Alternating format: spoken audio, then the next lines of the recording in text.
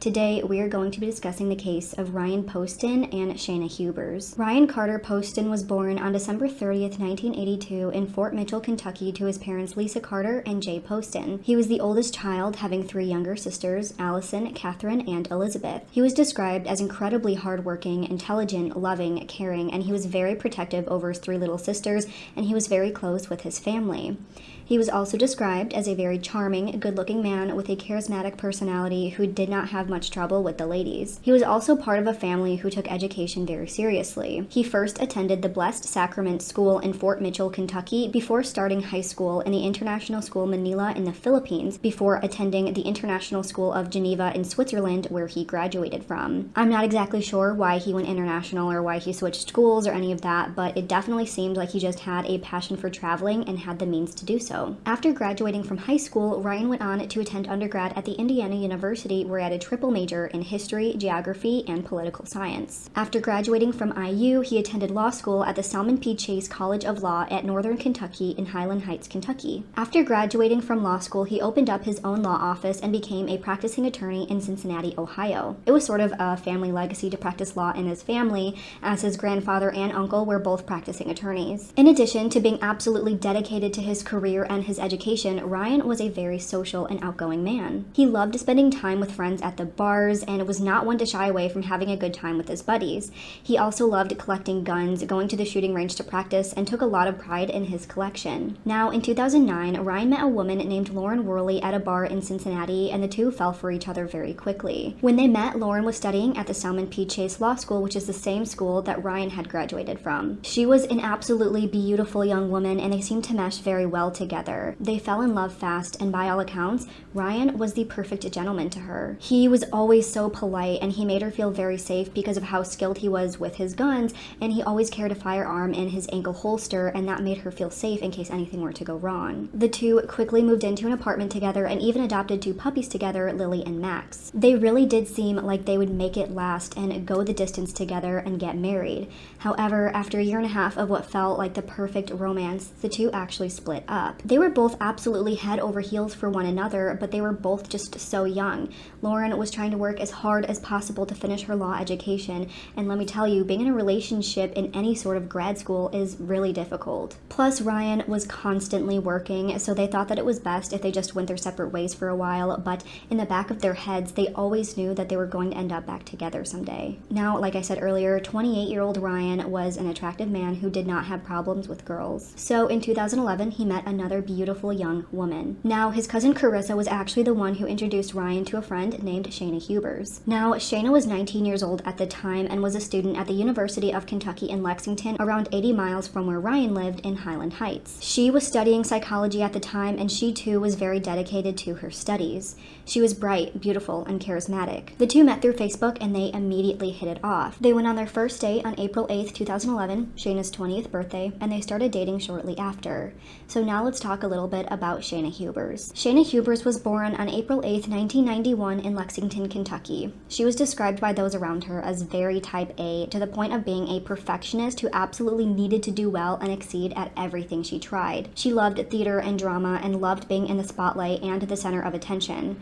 She was a very intelligent and gifted student, earning several awards for her academic excellence and leadership, but she struggled when it came to maintaining friendships and relationships. One of Shayna's friends said that Shayna loved drama on and off the stage. If a guy she was talking to broke up with her or said that he wasn't interested, she would take it incredibly hard. She would sob and cry and sometimes just scream, and she could not let anything go. Like I said, she was studying psychology at the University of Kentucky, but then she went on to pursue her master's degree in school counseling. So again, she worked very, very hard to achieve her goals and was well on her way to becoming very successful in her life. So like I said, Ryan and Shayna began dating shortly after meeting. However, Ryan quickly realized that maybe him and Shayna just were not right for each other.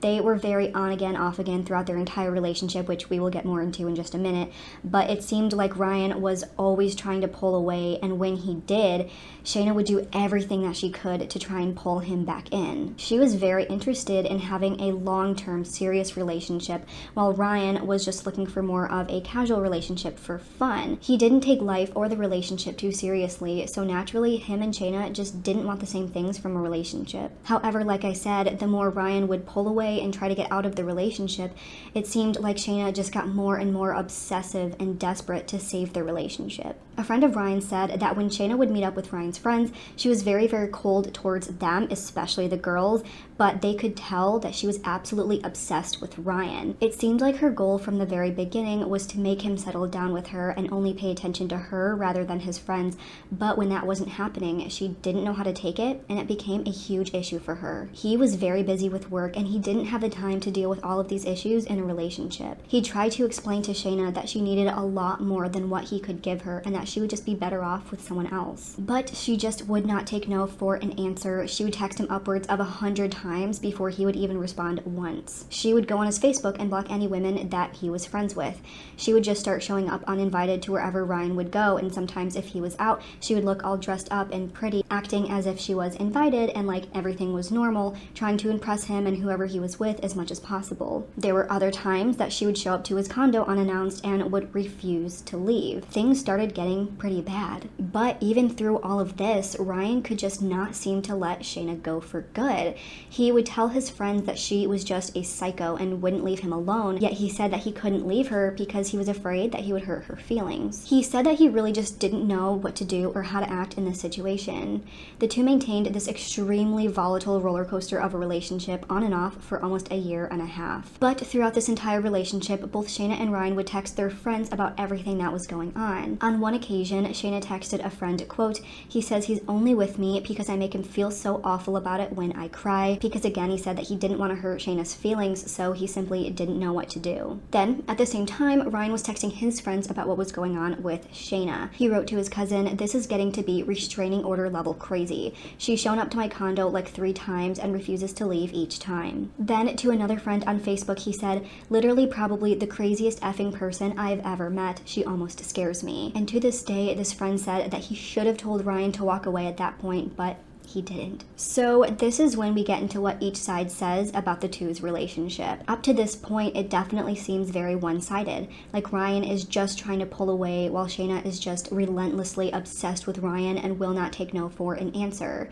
However, friends of Shayna say that he was playing mind games with her and he was being very mentally abusive. Friends of Shayna claimed that she would always just talk about how much she loved Ryan, how she would always pick up around his condo, do his laundry for him, take his dogs out, and would go out and get him dinner and bring it back to him. Basically did pretty much everything for him, while according to this friend, Ryan would just always make comments saying that Shayna needed a boob job or a facelift, saying that she needed to lose weight because she was fat. But then on the other side, Ryan's friends claim that this was not true. One friend said that in his 10 years of knowing Ryan, not once has he said anything like that to a woman. And the reason I brought up Lauren Worley from earlier is because she also says that throughout their entire relationship, he would never treat her like that. His friends would say that he's just a super sweet, nerdy guy who never wanted to hurt anyone. But despite which side of the story you choose to believe, it was clear that this was an incredibly hostile and volatile relationship, and it was not good for either of them. By October of 2012, the relationship escalated even more than anyone could have imagined. Now, in October of 2012, Ryan had invited Shayna over to eat dinner with his family. After the dinner, the two went back to Ryan's condo to spend the night. However, at around 3 a.m. on October 13th, so the next day in 2012, Shayna woke up in the middle of the night and called her mom and asked her to come get her because she wasn't feeling good. So Shayna's mom drove the 80 miles to Ryan's condo to pick up Shayna to try and make her feel better. The two hung out at his condo for a little bit, and Shayna's mother tried to comfort her and make her feel better. Then later that morning, the two left Ryan's condo. Then later that same day, Shayna had texted Ryan saying that she was having chest pains, heart palpitations, radiating arm pain, and saying that her mom was driving her to the hospital. She told him that she got an EKG done and was on her way to seeing a heart specialist who prescribed her different medications to help her with her condition. However, this actually never happened. She was with her mother that day, but the two were having a completely normal afternoon together, shopping and getting lunch together. Turns out she was doing research on her phone about blood pressure and heart problems while simultaneously texting Ryan about the problems that she was having. One search she did was for left ventricular hypertrophy and then sent messages to Ryan right after naming all the medications for that condition, saying that she was prescribed those medications. Now, that same weekend, Ryan tried to make it very clear clear to Shayna that he was not able to see her for the whole weekend, but he didn't give her a solid reason why. Turns out, though, this was because he actually had a date with an absolutely beautiful woman named Audrey Bolt, who was actually Miss Ohio USA in 2012. Of course, he didn't tell Shayna about this and was hoping that she wouldn't find out. Now, Ryan also met Audrey through Facebook through a friend who was also a beauty pageant contestant. The two had friended each other on Facebook in January of 2012, but the first time they actually spoke was in October after Ryan had left a funny and interesting comment on one of her posts where she was asking for movie reviews. The friend of Audrey said that she was very bubbly and personable and was a perfect match for Ryan. Audrey thought that Ryan was funny and smart and said that they always had some very funny and lighthearted conversations. And Ryan was very excited to meet up and go on this date with her. The two had been texting each other back and forth that entire day, and he expressed to her how excited he was for their date. So he texted her that the two would meet for their date at around 9:30 or 10 at a bar that night. Now, initially Ryan planned on going straight to the bar from work to meet her, but they apparently decided on meeting up at this low-key dive bar, so he asked her if he should go home first to change out of his suit, and she said yes, he should change. However, Ryan never ended up showing up to his date. This is because Shayna showed up to Ryan's condo unannounced without warning. It was at this point that 911 received a phone call from Shayna admitting that she had just shot and killed her boyfriend in self-defense. She said that she shot him in self-defense after they had an argument where he ended up beating her and then carried her outside of the condo. She tried to come back in to get her stuff and saw that he had a gun, so she grabbed it from his hands and shot him. She then admitted to shooting him several times more because he was twitching, and she didn't want to sit there and watch him twitching. Campbell County 911. Ma'am, I killed my boyfriend in self-defense. Okay, where are you at? I'm at 12 Meadow Lane, Highland Heights, Kentucky. 41076. Okay, 12 Meadow Lane. Are you in a house or an apartment there? It's an apartment. It's apartment suite 10. Is it Meadow, anything else, Meadow View or something? No, 12 Meadow Lane, ma'am. I killed him in self-defense. Okay. Tell me again what unit you're in. It's not showing in my computer. It's 10. It's unit 10. Okay, you're at 12 Meadow Lane, unit number 10. Okay, hold on. What did you kill him with? A loaded gun in the house. Tell me where the gun is right now. The gun is in the house. Where at though, ma'am? Tell me where it's at. I laid it on the bookshelf. Where at? Laying on a shelf? On the bookshelf. It's Where are you? I'm standing about 10 feet from his dead body. Okay, are you sure that he is dead? He's dead, ma'am. He's completely dead. Okay. And how long ago did you shoot him? I don't know, 10 or 15 minutes, not even that long. 10 or 15 minutes ago?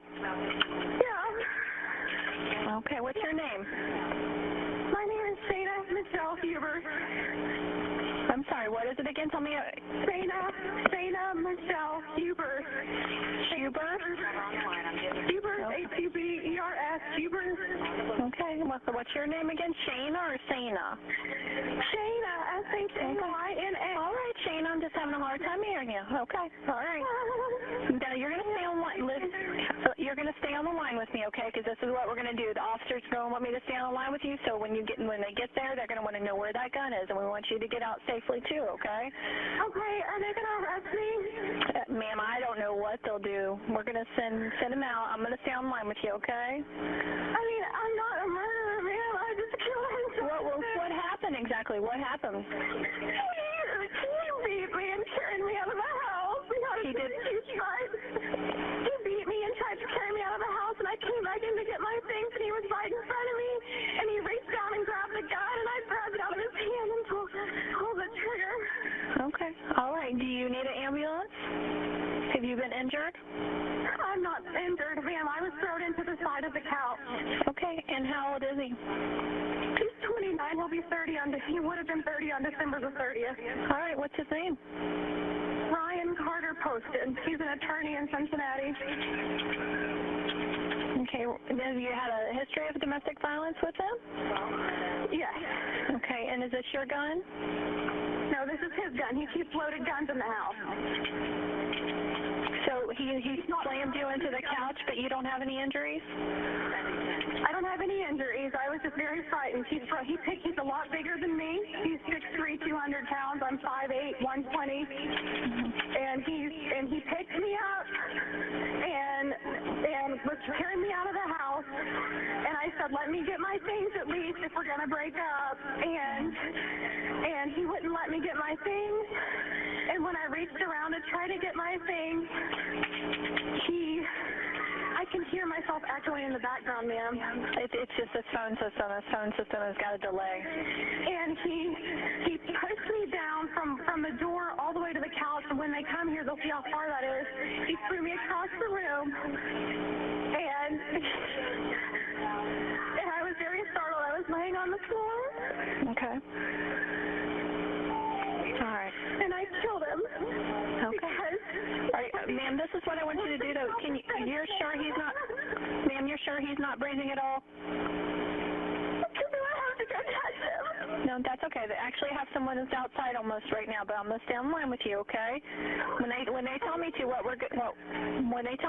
I'm going to tell you to do is walk to the door with your hands up because we want you to come out safely, okay? So that's why I'm staying on the line with you. Ma'am, I'm just a dispatcher. I'm nothing but a dispatcher, so I can't tell you. My job is to keep you on line, make sure my officers get there safely and nothing happens to them, okay? Ma'am, and then because he was twitching and I knew he was going to die anyway and he was making funny noises, I shot him a couple more times just to kill him because I knew he would have been. I'm sorry, you said you shot him a couple more times after that? Yeah. How many times did you shoot him total? I don't know. Okay, because he was twitching and you knew he was going to die, so you shot him again? Enough to make sure he was dead because he was twitching so bad and I didn't want to watch him lay there and twitch. So you shot him instead of calling 911? Do what? Yeah, I did because I knew he was going to die anyway. Okay. It was pretty bad. He was like, he just was twitching. I mean, he was pretty much dead and I shot him just so he stopped twitching. Yeah, I did because I knew he was going to die. Anyway. He was like, he just was twitching. I mean, he was pretty much dead and I shot him just so he stopped twitching. Can you see out front of your apartment at all? I can't see out front. I can see to the back, but not the front. Okay. Do I walk? Which way do I? Oh, I can hear him. Do I walk out the front door? Nope. I want you to stay right where you're at. Stay right where I'm at? Stay where you're Okay. at. Don't tell me. Okay. Well, they tell me when they're, I have to give them a key to let them in. I actually have to walk all the way down there to let them in. All right. I want. Okay. Is he out front? Ma'am, what I want you to do is I want you to set the Yeah. phone down, but I do not want you to hang it up. I want you to go to your front door. I want you to open it up, walk outside the door with your hands in front of you. Okay, I will. And your hands open. The officers are at Okay. the top of the steps, but set the phone down. Okay, I'm going to do it. Okay. Okay, I set the phone down. Set the phone down and put your hands in front of you. Are you there? Are you there? I'm here. I set the phone down. I walk out the front door with my hands and palms down. Yes, with your hands open and you're straight in front of you. Officers are at the Okay. top of the steps. Okay, bye. So it's not completely clear exactly what happened. It seems obvious that she showed up to the apartment uninvited and the two had an argument, but we don't really know if she knew about Ryan's date with Audrey. She said in the phone call that he was breaking up with her and that's why she went in to just go get her things. So I assume that there's probably some truth to this, that he probably did want to break up with her before going on this date, and that is when things escalated. So after police arrived on scene, they saw Ryan's body laying on the dining room floor behind the dining room table. They took Shayna in for questioning, and that is when things get very strange. So when she initially got into the interrogation room, it started off as the normal type of thing. You know, they asked her if she wanted a cigarette, if she smokes, things like that to calm her down and get her ready to talk. But then immediately she started crying and wailing and making all sorts of noises. So the officer, Lieutenant Fortnash, told her that she'll be okay and that he'll be with her in just a minute. Then he walked out of the interrogation room, and according to him, the second he did this, she just stopped crying like a a light switch. When he came back into the room, he read her Miranda rights, and she immediately requested an attorney, so Lieutenant Fortnash was not able to question her at all. He was not allowed to ask her a single question. However, despite this, Shayna just kept talking. She talked all about her history of abuse that she faced at the hands of Ryan, and she described how this whole situation went down. She pretty much reenacted how she shot Ryan, how he fell, and the entire situation surrounding that. She was asking questions like, what do they do with murderers in jail? Do they get to shower, or do they just stay dirty? She talked about how Ryan just called her a hillbilly from Kentucky, and she's like, yeah, I am. Then she talked about how conceited he was and how he wanted a nose job, and she said, I guess I gave him the nose job he always wanted. Then, once Detective left the room, she started singing Amazing Grace and pacing around the room and said to herself, I did it. Yes, I did. I can't believe I did that. All of that while she had a little bit of a smirk on her face. She talked as if she was just telling a story right after she shot and killed the guy who she claimed to love. It was just so strange and unbelievable, and may I remind you, she was not being questioned at all. She talked at investigators for 3 hours straight, and one even said that she was talking so much that police didn't even want to be in the same room with her because she was that annoying. He had put his arm across the table, and there's a lamp, and he had put his arm across the table and had it in my face and was screaming at me at the top of his lungs after he had thrown me around the room, and was saying emotionally to me, you're a f***ing hillbilly. I hate you. I hate everything about you for what you are and my family. And he was screaming it, and he had his hand on the table, and he wasn't completely standing up. He was like this. He was sitting. He was enough that when I shot him, he went like this. Literally. That's when I knew he was dead, or close to it, and twitching. And I let him, I still, even though it hurt, I still, enough of me, loved him, that I couldn't stand to watch him twitch. I knew he was going to die, or have a completely deformed face. He's very vain.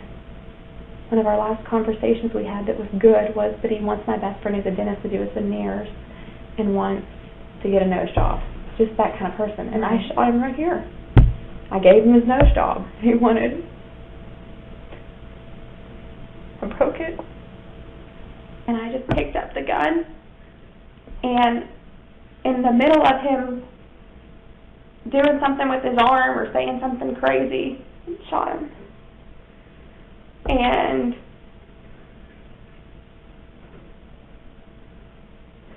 I thought, oh my God, what have I done? You know.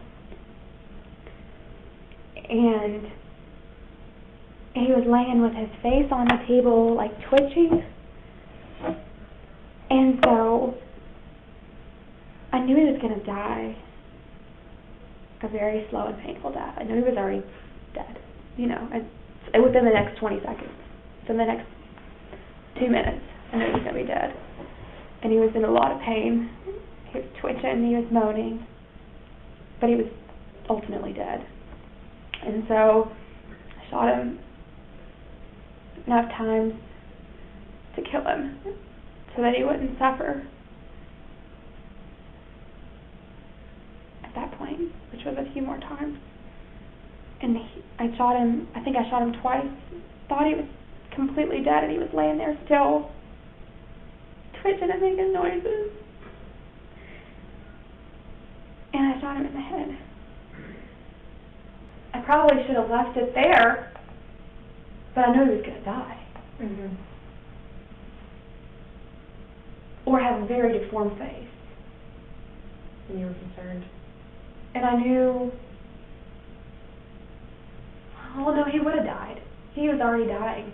He was dying. But I just walked around the table and shot him where I knew he would die immediately. And fast. His obsession with guns killed him. You know, I would have never, I'm so Democrat, I would have never touched a gun in my life until I dated him. And you know, I wasn't doing anything that was mean. I was like begging him to stay in the relationship and be with me because I knew that we weren't really loving each other. You know, Ryan had told me that he loved me and wanted to be with me. And I guess somewhere along the way, that grew to hate. He was screaming how much he hated me. I don't know if anyone will ever want to marry me if they know that I killed a boyfriend and self-defense. It's not funny, but the stuff he was saying to me was so abusive while he was throwing me around the room. I think in the midst of that, my love turned to hate. I remember screaming, reaching up to grab the shirt. You, how dare you mock my family? How dare you talk about me? Please speak really of my mother and my family.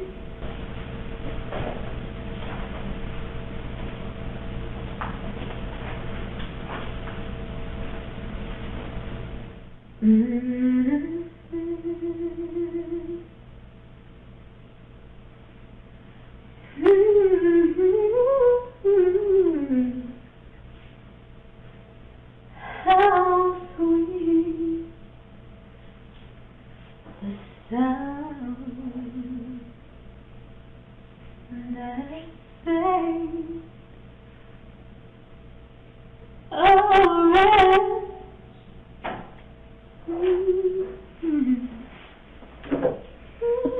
I'll be right back. Thank you.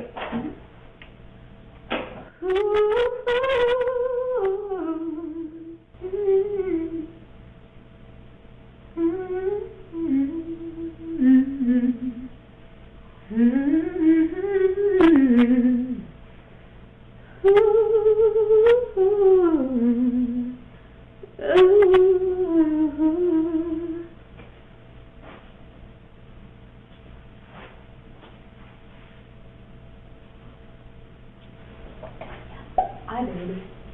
Yes, I did. I cannot believe I did that. I'm not your typical murderer. No, not someone that you see on death row. He said, you're just a hillbilly from Kentucky. And I am. I guess the hillbilly came out of me. I took that for myself. The worst thing I've ever done my whole life. But I feel like it's bad that part of me doesn't feel bad about it. And part of me does, you know what I mean? Part of me is like, he hit me, he threw me. You just don't treat a woman like that. I was in high school and she was a convicted felon. She told me that the women that she went for cocaine. She told me that the women that she got along with in jail or prison were the women that were there because they had killed their husbands, and said that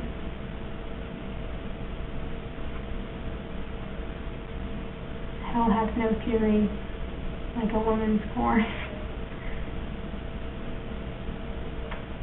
Never believed it until now. So of course, she was indicted for murder on December 20th, 2012, and on January 16th, 2013, she entered a not guilty plea for these charges. Then, by April 13th, 2015, 2.5 years after the incident took place, the trial began. The prosecutors argued that Shayna showed up unexpectedly that night and shot and killed Ryan while he tried to break up with her for good. As we know from before, Ryan does carry a firearm and he has them all around his condo, so it's thought that when Ryan got home to change, he set down the gun that he normally carried down on the kitchen table. Then, after Shayna showed up, maybe he brought up breaking up with her. I don't really know how that situation happened, but of course they started arguing, and at some point they say that she found out about his plans to go on a date with another woman, and that's when she spotted the gun on the table, picked it up, and shot him.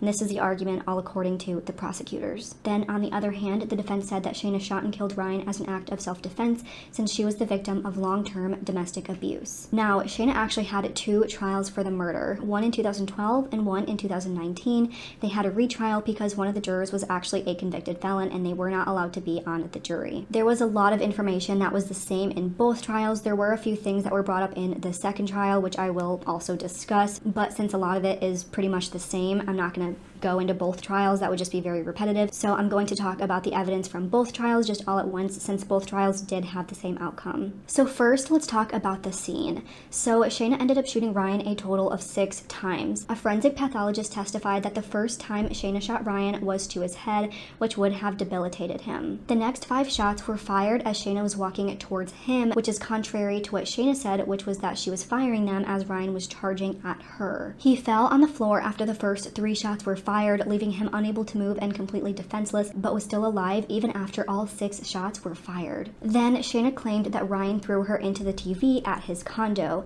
However, at the scene, they found that the TV was still in the exact place that it should be, and that it was still dusty from not having been cleaned or moved in many weeks or months. Shayna also claimed that Ryan reached across the table to grab the gun, and that there was some sort of struggle and that he threw her across the table. Now, there were items all over the kitchen table, but they were standing upright and were not tossed around like you'd expect if she was thrown on the table, which indicated that he hadn't reached across the table or threw her on the table. His apartment was pretty messy, but his father testified that he was a bit of a slob, so that wasn't out of the ordinary for things to be disorganized around the apartment. Because of all of this, the scene did not indicate any signs of a struggle. Next, the prosecution called 2 witnesses to testify about what they heard that night. The 2 witnesses live directly below Ryan in the condo. They said that they heard 2 shots in quick succession, followed by 4 more rapid-fire shots. The witness said that she did not hear any yelling, screaming, thumping, stomping, or any other moving around before these shots were fired. So again, that indicated that Ryan did not toss around Shayna like she claimed. Then the prosecutors questioned the timing of the 911 call that she made after shooting Ryan. Turns out, before calling 911, Shayna actually called her mother first.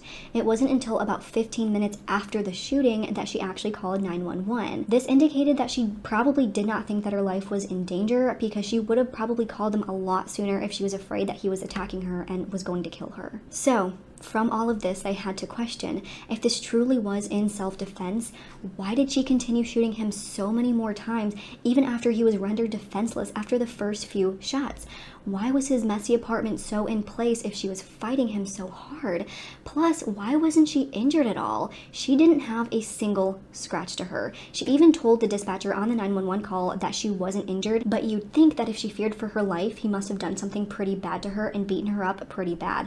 Now, you don't have to have a black eye or really bad gashes to be in fear for your life, but she herself said that he was tossing her around, was throwing her, slamming things on her, and was beating her up. So by her own admission, she should have had several injuries. Then why didn't the neighbors hear any of the tossing around or struggle or thumping around like she claimed?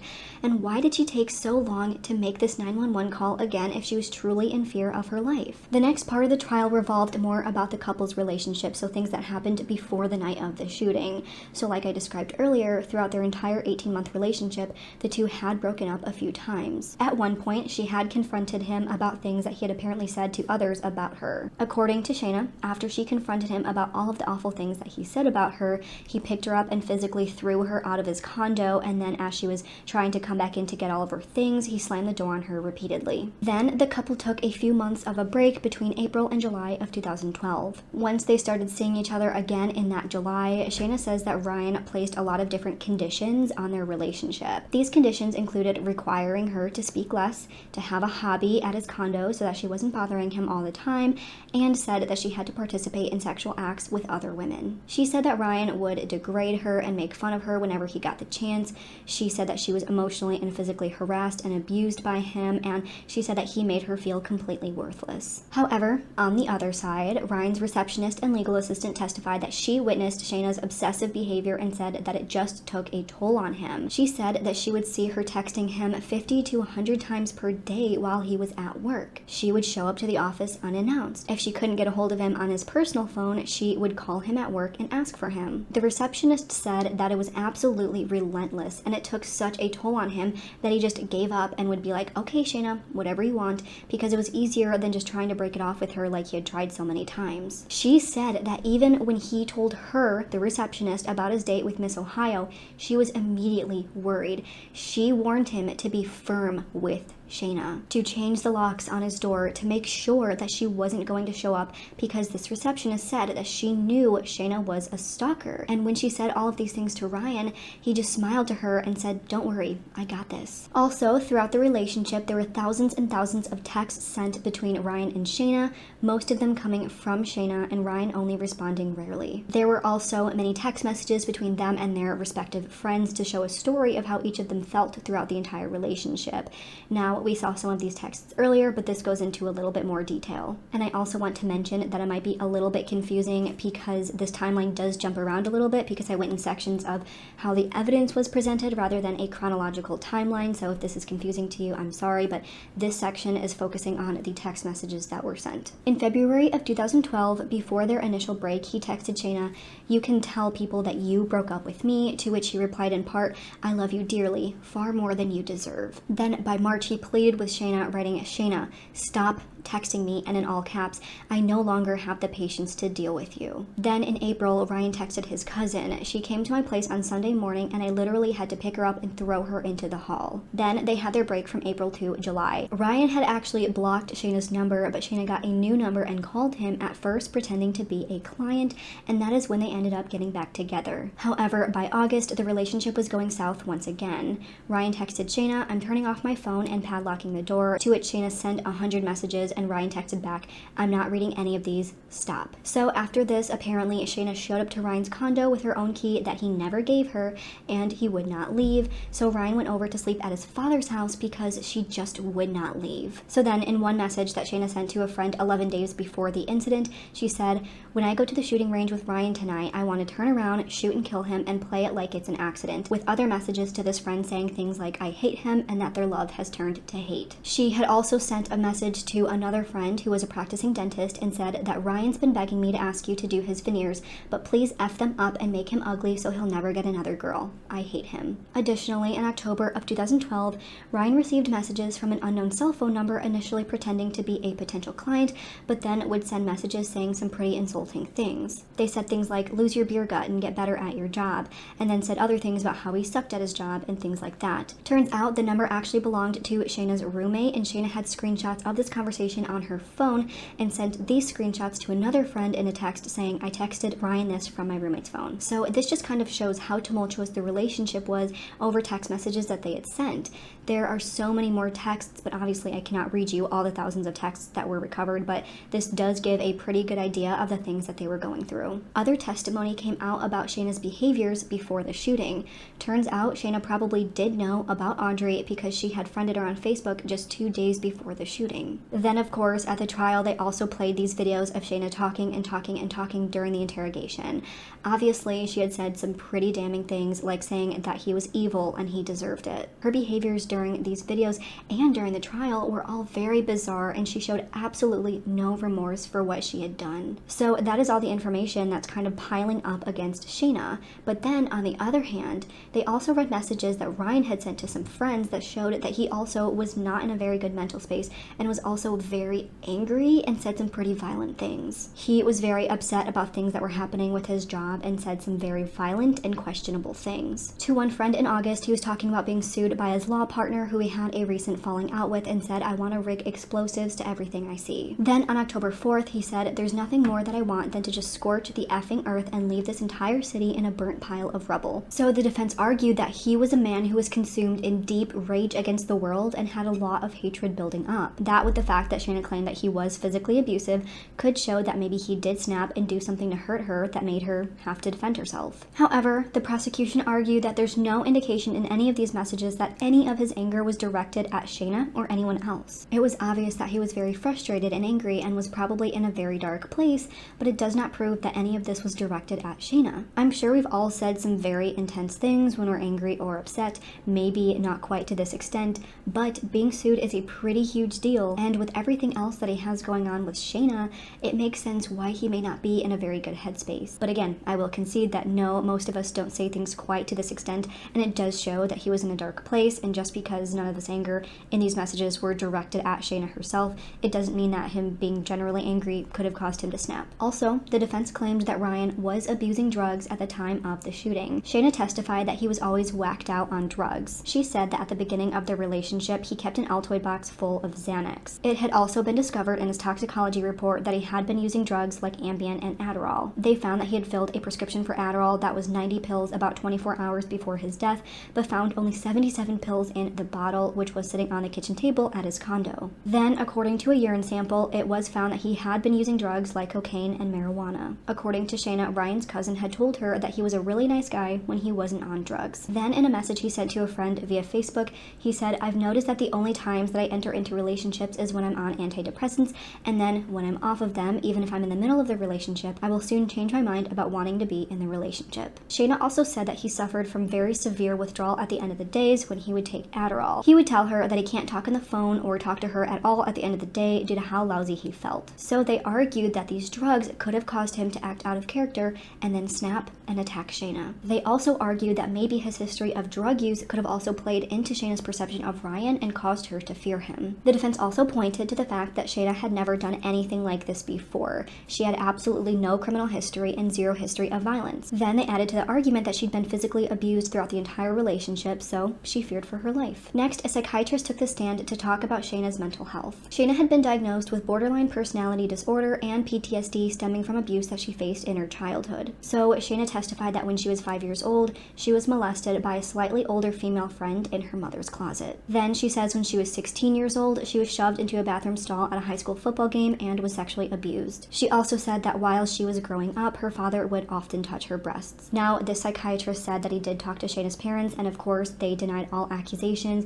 but he also said that he examined Shayna's father, and it was very clear that he was a very mentally ill man. So now connecting this back to Ryan, Shayna said that when she told Ryan about all of the abuse, he acted completely indifferent to it and acted like he didn't care. She also testified about how Ryan would pressure her to take part in sexual acts that she did not want to partake in. As we learned from before, once they got back together, Shayna claimed that he would pressure her into doing sexual acts with other girls. She also said that Ryan was very unhappy with their sexual relationship because he wanted her to lose weight and get a boob job. Then, in addition to this, she said that she could not find pleasure in their sexual relationship. She even got an injection that would increase the amount of pleasure that she felt, but Ryan still was not happy with their sexual relationship. She said that he did not understand what she had been through, all the abuse that she went through, and that she physically could not feel the same pleasure as other people due to the abuse that she suffered, and Ryan was very unhappy about that. So the defense argued that due to the abuse that she had suffered, she had no foundation for what was okay in a relationship and what wasn't. She truly did not know how to act in a relationship, so in addition to how badly he allegedly treated her, she was in a pretty horrible situation mentally and physically. Additionally, a neighbor testified that one time Shayna showed up on her doorstep crying with an obvious red hand mark on her arm. Shayna had told this neighbor that Ryan had just thrown her down the hallway, so this shows that there was evidence of at least one time where she may have been physically abused by Ryan. But then on the other hand, I think it was the same neighbor, I'm not exactly sure if it was the same neighbor or a different neighbor, but a neighbor testified that Shayna would often text her asking her if Ryan was home when she was out of town. She would text the neighbor saying that she wanted to make sure that Ryan wasn't at the bar and wasn't cheating on her, but then in one text she said, "He's such a loser, I swear to God he doesn't even have a job, LOL." Another witness claimed that Shayna was actually the one who was always begging Ryan to have sexual relations, so that could indicate that maybe she could have been making up these other things or was just using it as an excuse. Now, I will note that I don't know if any of this other physical abuse at the hands of her friend or at the high school or at the hands of her parents has ever been confirmed or not, or if it was just testified by her. So it's hard to know whether this was true or if she was making it up for sympathy points or if they were just trying to create a more convincing story as to what was going on in the relationship. At the end of the trial, the defense argued that Shayna had suffered from domestic abuse and battered wife syndrome, while the prosecution said that there was no evidence that this was in self-defense. case. So after both sides rested in the first trial on April 23, 2015, after 5 hours of jury deliberation, Shayna was found guilty of the murder of Ryan Poston and was sentenced to 40 years in prison with the possibility of parole after 20. Now, after being sentenced and spending some time in jail, she actually met a transgendered woman named Unique Taylor, who she had started a relationship and eventually went on to get married to. Unique was in jail for robbery and for being a frequent felony offender. They sent in a marriage request that was granted on June 7th, 2018, and the two were married. However, Unique was eventually released, and the two are now divorced due to irreconcilable differences according to their divorce papers. So, like I said at the beginning of the video, Shayna did appeal her first conviction because her lawyer found out that one of the jurors was a convicted felon, and in Kentucky, felons are not allowed to serve on juries. So Shayna's new trial took place on August 8th, 2018, after getting a new out-of-state lawyer. The second trial did focus a lot more on the sexual nature of their relationship that I described before, whereas the first trial had a little bit less of that as an aspect to their relationship. Shayna was hopeful that this new trial would have a different result and that she could hopefully prove that she was in fact a victim of domestic abuse. However, once again, she was found guilty of Ryan's murder and was sentenced to 27 years to life in prison without the possibility of parole. After the verdict and the sentencing was read, apparently Shayna showed absolutely no emotion. She will be up for parole in 2032, so 12 years from now. After the sentencing, the defense asked for a reduced of 20 years, saying Shayna could be rehabilitated and could become a productive member of society. They say her behavior was mitigated by immaturity and psychological disorder, but the prosecution scoffed at that and said that her admission of shooting him 4 extra times shows that this was an execution and she treated him like roadkill. The family also came out and said how disgusted they were at the court and how the media handled their death. They said that they were watching TV one time and they just saw a flash of Ryan's dead body laying on the floor. And if you look up crime scene photos, they are online as well, showing Ryan's dead body and everything. Obviously, I didn't include them in this video because that's totally inappropriate. I obviously did put some crime scene photos in this video, but not the ones that showed Ryan's dead body. But the fact that these TV shows are broadcasting their son's dead body is just despicable. So that's pretty much where the case sits today. She is sitting at the Kentucky Correctional Institution for Women, and as far as I've seen, she has maintained that she did this out of self-defense. But that's where the whole question comes in of whether we think this is true or not, and I'm really looking forward to hearing what you guys think about this case. As for me, in pretty much any case, I can always see both sides, and it's no different for this case. I can definitely see both sides of the argument. I can definitely see how Ryan could not have been the nicest or the most supportive boyfriend. The one argument that did bug me a lot about this trial was people saying, well, if he treated her so bad, why did she keep coming back? At one point, they said it was impossible for her to have battered wife syndrome because she didn't live with him and there was always an out for her. And that is true. She didn't live with him. She didn't have anything actually writing on this relationship like money or housing or kids or anything else like that. But I can definitely see how he could have made her feel so small and so low, that she was just so desperate for his attention that she just kept coming back. Being treated badly and then going back to the person that treated you badly doesn't mean that they didn't treat you badly in the first place. One thing that I think is very clear that we've seen throughout the entire trial is that no matter how much Ryan tried to pull away for so many months, he kept going back to her. So I can definitely see how that can be very confusing and frustrating for her. But then obviously on the other side, she had her own issues that she had to deal with. She was very clearly the personality type where she would start obsessing over someone and just could not handle the thought of not having him. She was diagnosed with borderline personality disorder, and one of the hallmarks of that disorder is having trouble with relationships and attaching themselves to one person and finding it very, very difficult to let go. A lot of times they form very inappropriate relationships. In my psychology class, they came with an example of a girl that my teacher knew. She was in this professor's class and she became obsessed with the professor and would text him, and this relationship got very inappropriate over what their actual relationship should have been. But even though she knew that it wasn't right, and even though she knew that this was her teacher, she could not let him go.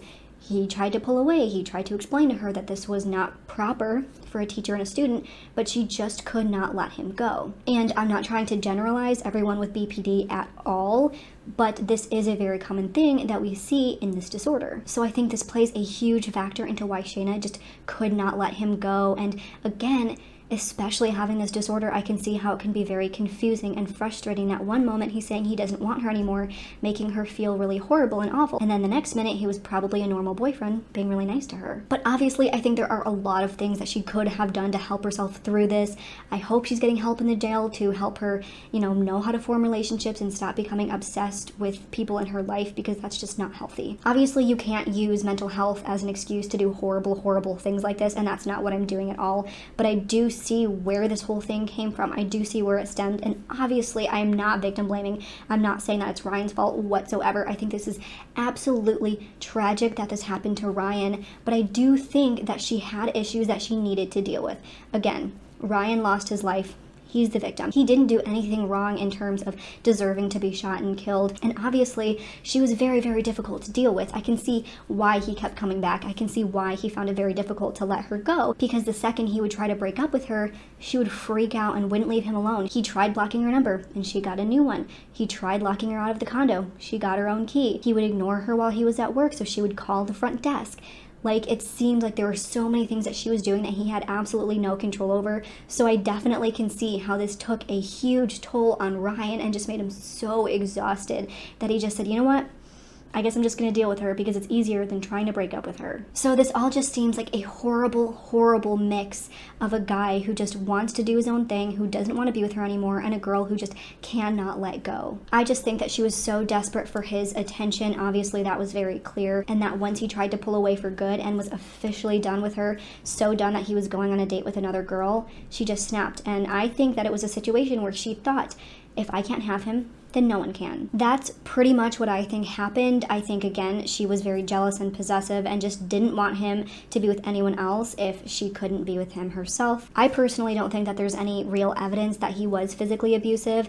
I think that it did get to a point where he had to pick her up and throw her out of her apartment, and that's not right if he did it violently, but I do understand why it happened. Obviously, being thrown on the ground is not okay. Obviously, having someone shove you is not okay, but if he had to physically lift her up and throw her out of his apartment because she just would not leave, I can see how that would happen. Again, that doesn't make it right. He probably should have called police or something like that, but I think that was really the only physical abuse that happened, and I think that's what the evidence shows. I don't think that he was physically abusive towards her in any other way, and I also do believe that he probably said some pretty demeaning things to her, but I also think that could have been his way of trying to be like, look, I'm not a good guy. Break up with me. I'm mean to you. I say all these awful things to you. Why are you still with me? I kind of think that is probably where this came from. Again, not that it makes it okay, but I do think that that's why he would have said those things if he did. At the end of the day, after hearing all of the evidence and hearing everything that was done, I don't think that Shayna has any remorse. I think that she truly believes that he deserved this. I truly think that in her head, she thinks, well, he treated me badly. He did all of these things to me, so he deserves to be hurt. He deserves to be shot, and he deserves to die. Because to this day, she hasn't shown any remorse as far as I know, and I don't think she feels bad. I genuinely don't think that there's anything that Ryan could have done to prevent Shayna from being in his life. I think once Shayna decided that Shayna wanted to be in his life, Shayna was going to get what she wants, even if that means she's going to go to his house and not leave, even if that means she's going to get a new number to text him, even if that means that she's going to get her own key to his apartment. At the end of the day, the world lost a very, very intelligent and motivated young man. He was very well on his way to making something of himself and making his impact on this world and doing something great with his life. My heart goes out to Ryan's family and everyone else who loved him. I can't even imagine how much of a tragedy this is, especially knowing how bad this relationship was for him. No one could have predicted that this would be the outcome. But again, my heart absolutely goes out to him and his family. So that is pretty much all I have for today's case, and now I want to hear your guys' thoughts. Do you think that Ryan was physically abusive and that this was in self-defense? Or do you think that Shayna was just obsessed with Ryan and decided that if she couldn't have him, then no one could? Please let us know your thoughts in the comments below.